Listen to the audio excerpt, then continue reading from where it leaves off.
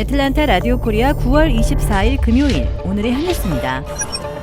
미 질병통제예방센터 CDC도 고령자와 요양시설 거주자 등 취약층에 대한 파이자와 코로나19 백신 부스터샷 추가 접종을 승인했습니다.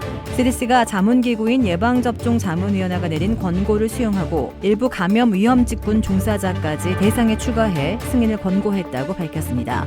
앞서 자문위는 65세 이상 고령자와 요양시설 거주자, 위험한 기저질환이 있는 50세에서 64세에 추가 접종하라고 권고한 바 있습니다. CDC는 자문위 권고 대부분을 받아들였지만 의료계나 코로나19에 노출될 위험이 큰 직종에 종사하는 18세에서 64세에 대해서는 자문위의 반대를 뒤집고 부스터샷이 가능하도록 했습니다. 로샬 월란스키 국장은 이들에 대한 부스터샷 권고가 미 식품의약국 FDA 승인 결정과 일치한다고 설명했습니다. FDA는 전날 의료계 종사자와 교사, 돌봄 직원, 식료품 점원, 노숙자, 재소자 등을 부스터샷 대상으로 승인했습니다. CDC가 일부 대상자에 대한 부스터샷을 승인함에 따라 미국에서는 본격적으로 추가 접종이 이루어질 예정입니다. 코로나19 백신 개발업체 모더나의 스테반 방셀 CEO가 1년 안에 코로나19의 팬데믹이 끝날 것이라고 내다봤습니다. 방셀 CEO는 지난 6개월 동안 업계 전반에서 백신 생산이 확대된 것을 보면 내년 중반까지는 지구상에 있는 모든 사람들이 예방접종을 받을 만큼 충분한 물량이 확보될 것이며 부스터샷도 필요한 범위까지 접종할 수 있어야 한다고 말했습니다. 그는 유아에게도 코로나19 예방접종이 곧 가능해질 것이라고 전망했습니다. 방셀 CEO는 델타 변이의 전염성이 매우 강하기 때문에 예방접종을 하지 않은 사람들은 자연적으로 면역이 형성될 것이며 그러다 보면 독감과 같은 상황으로 가게 될 것이라고 전했습니다. 어제 오후 테네시주 콜리어빌시에 위치한 크로고 슈퍼마켓에서 난 총격 사건으로 2명이 사망하고 최소 13명이 다쳤습니다. 출동한 경찰은 현장에서 2명이 총격으로 숨진 사실을 확인했고 사망자 중 1명은 총격 용의자로 추정됩니다. 데일레인 콜리어빌 경찰서장은 총격 용의자가 13명에게 총을 쏜 후 자신에게 총을 쐈다며 12명이 병원으로 실려갔으며 이 가운데 몇 명은 위독한 상태라고 말했습니다. 또한 1명은 총상은 입지 않았으나 정신적 충격으로 병원으로 이송됐습니다. 경찰은 총격 용의자 및 피해자의 신원은 아직 발표하지 않고 있습니다. 그러나 경찰은 총격 용의자와 슈퍼마켓의 관계에 중점을 두고 수사하고 있다고 현지 언론이 보도했습니다. 중국 중앙은행인 중국인민은행이 모든 종류의 가상화폐 거래를 불법 금융활동으로 규정하면서 엄격한 단속 방침을 밝혔습니다.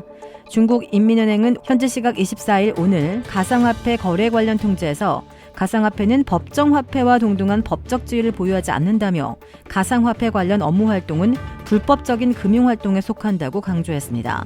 또 가상화폐는 화폐로서 시장에서 유통하거나 사용해서는 안 된다고 지적하고 법정화폐와 가상화폐의 교환 업무, 가상화폐 간의 교환 업무 등은 법에 따라 엄격히 금지하고 형사 책임을 추궁할 것이라고 덧붙였습니다.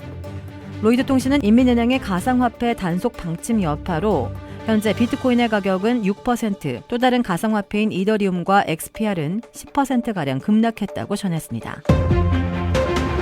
일본 오사카에서 3살 난 아동에게 뜨거운 물을 쏟아부어 숨지게 하는 학대 사건이 발생했습니다. 오사카 세치시의 한 아파트에서 동거 중인 여성의 3살 난 아들에게 뜨거운 물을 부어 숨지게 한 혐의로 23살 마츠바라 타쿠미 씨가 체포됐습니다.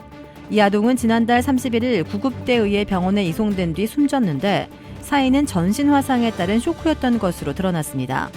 수사기관에 따르면 숨진 아동은 화상이 심했으며 적어도 5분 이상 최고 75도에 이르는 뜨거운 물을 맞아 사망에 이른 것으로 나타났다고 아사히 신문은 보도했습니다.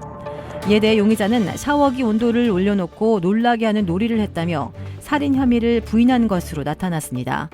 숨진 아동의 어머니와 용의자가 동거를 시작한 지난 5월 이후 아동의 몸에서 멍이 수차례 발견되는 등 학대 흔적이 나타나 지인들이 시 당국에 알렸지만 시에서는 긴급히 조치가 필요한 상황은 아닌 것으로 판단했습니다. 여기에 더해 코로나 긴급조치 등으로 인해 유치원이 휴원에 들어가면서 최근 상황에 대해 파악하기 어려웠던 것으로 해석됩니다. 용의자는 현재 경찰에 체포돼 조사를 받고 있는 것으로 나타났습니다. 한국에서 전자팔찌를 훼손하고 여성 2명을 살해한 혐의를 받는 강윤성에 대해 검찰이 사이코패스라는 분석을 내놨습니다.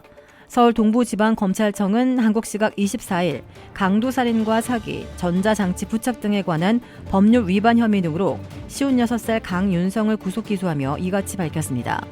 동부지검은 대검찰청의 통합심리 분석 결과 강윤성의 피해자들을 성적, 경제적 이용수단으로 여기는 조종 욕구가 강하고 범법 행위로 이득을 얻는 것에 문제의식이 없는 등 정신병적 성향이 동반된 반사회성 성격 장애, 이른바 사이코패스로 판단된다고 설명했습니다. 수사 결과 강윤성은 가출소 직후부터 별다른 직업 없이 주변 사람에게 재력가 행사를 하며 빌린 돈과 은행 대출금으로 유흥비를 마련한 것으로 파악됐습니다. 도라빌에 위치한 유명 골프 브랜드 공식 딜러 노스크레스트 골프샵이 새롭게 확 바뀌었습니다. PGA 프로골퍼가 내 몸에 꼭 맞는 골프채를 추천해드립니다. 노스크레스트 골프. 주택 구매뿐만 아니라 커머셜, 웨어하우스, 비즈니스 건물까지 부동산계의 큰손 이주환 부동산. 크레딧 카드 빚 최대 80%까지 탕감. 크레딧은 지켜드리고 빚은 줄여드리는 O3 컨설팅이 오늘의 한 뉴스를 후원합니다. 이상 애틀란타 라디오 코리아 9월 24일 금요일 오늘의 한 뉴스의 고지선이었습니다.